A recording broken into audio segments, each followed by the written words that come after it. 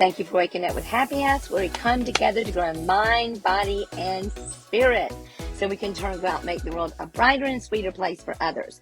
Well, I am out here at Bay Point right now getting ready to do the golf tournament for Panhandle Golf Therapy Alliance, and it is one of my favorite causes.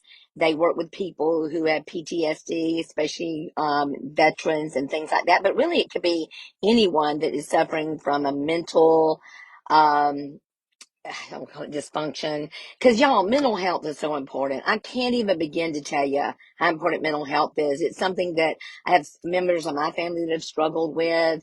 I struggled with it when I was younger. And that is part of the reason why I'm the way I am now, because I developed tools and went to therapy, got hypnotherapy, got, all kinds of things. And it was from living in a trauma-filled home with alcoholism and drug addiction. And that will do it to you. That will give you coping skills that might work at that moment, but won't work later on. But what we're talking about today is a few things. We're talking about a few things today, and I will not have an affirmation today unless I just make one up on the fly on the way out the door. But I heard something today that I thought was so cool. I heard actually three things that I want to talk to you about. And one of them is, and I love it's powerful, and Stephen Furtick said it today in a podcast with Craig Rochelle. He said, if you argue for your limitations, you get to keep them. If you argue for your limitations, you get to keep them. Y'all, that is so true. I, for so many years, said, I'm not good with money. I am not organized. And I'm still, organization is still not my spiritual gift, but I know how to connect with and be partners with people who are organized. I am horrible at confrontation, but guess what? I am learning. I'm learning how to do that in a better way. I'm learning to do that from people who are good at that. And so I don't want to keep my limitations. I don't want to argue for my limitations, y'all. And Stephen Furtick carried it a little bit further. He said, if you argue for your limitations, you will get to keep them. But if you listen and agree with what God says about you, you get to grow into that. If you listen to and agree with what God says about you, you get to grow into that. That is powerful stuff. You don't get to stop there. You don't have to stop your limitations. And y'all, I'm really excited about that. I know I've been talking about it a lot lately, but I'm so excited about it. I'm excited that and I don't normally talk about my birthday because I don't know, but my birthday's, I'm glad to have my birthday because it's a big deal because I'm another year older and maybe hopefully wiser. But this is the thing that's so exciting. I'm about to be 65 at the end of this month, y'all. Oh my gosh. And my gift to me would be to give to any of my charities. If you want to give some money to the podcast so that I can keep it going free of commercials, you could do that. But that's not a tax deduction. That's just to help me keep it going. But just give to somebody. Just give to somebody.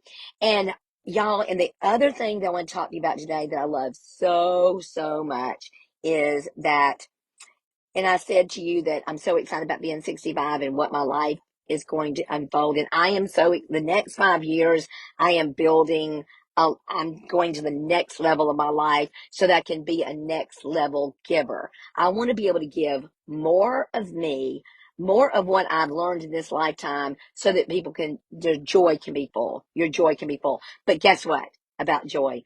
Joy is your job. Joy is your job. It's no one else's job. It's not your mama's. It's not your daddy's. It's not your past. It is not your coworkers. It is not your best friend. It is not your mate. Joy is your job. 100%. I am 100% responsible. And that is scary and that's amazing because this is the thing. If anyone else, I know you've heard me say this a lot, but I'm going to say it till the cows come home, that if you are putting your joy, your peace, your contentment on another human being and their success and their sobriety, anything like that, then it will absolutely be fleeting and it will be subject to other people. Your joy is only subject to you and your daily spiritual reprieve that you are 100% responsible for. The other thing I want to talk to you about today is, came to mind. I heard this on the podcast too. It said that you have to really kind of watch being addicted to praise. Like, as a leader, as a leader of a company, I rarely get complimented. I mean, not many people come to me and say, that a girl, you're leading so well. Wow, you're amazing. That just doesn't happen a whole lot. So if I would base my joy, my happiness, my ability to keep on going and keep on teaching on getting praise every day for what I'm doing, you know, I would be stopping. I don't know if I've told you this. I think I have told you this story before, but we were speaking at to women's in the correctional institute. There's about 100 plus women, and I was pretty proud of myself. I thought I had a really good talk. It had to be about women's history, and I'll be speaking this week too to Idea Camp.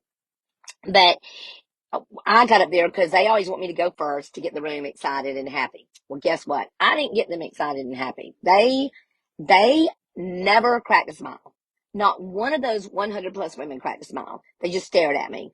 They didn't go amen. They didn't go hallelujah. They had zero emotion when I was talking. And so I thought, oh my gosh, I have bombed. Well, Erica got up there and she did it. And then our Libby got up there and she did it. Nobody. They were stone faced. They did not budge. Y'all, that was probably about 4 years ago, and I'm still talking about it.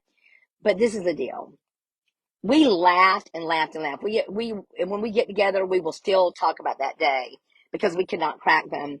But if I had based what I was doing on them and their reaction or their lack of reaction to me, I would have just stopped way short of what God had for me. And I've let that happen before. I spoke before a group, and some of the people were kind of rude, to be honest with you, and nodding off and like drinking and stuff. So that's not usually conducive to good being in front of the room.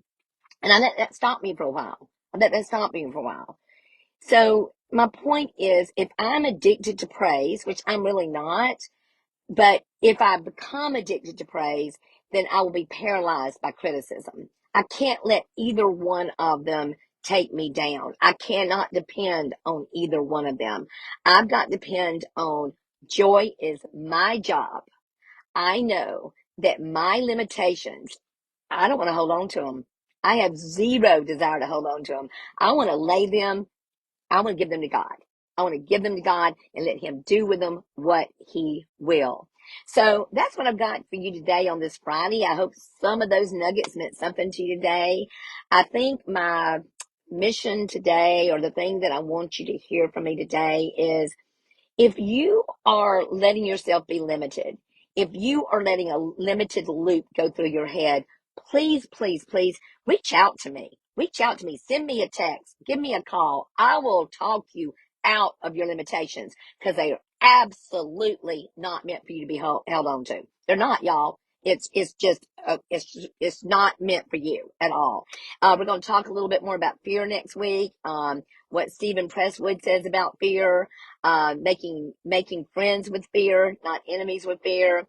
What I always say, hold your friends close, but your enemies closer, or something, that kind of expression. We're going to be talking about stuff like that. Well, y'all, I love you so much. Hope you have the sweetest, the brightest, most joyful of days. Joy is your job.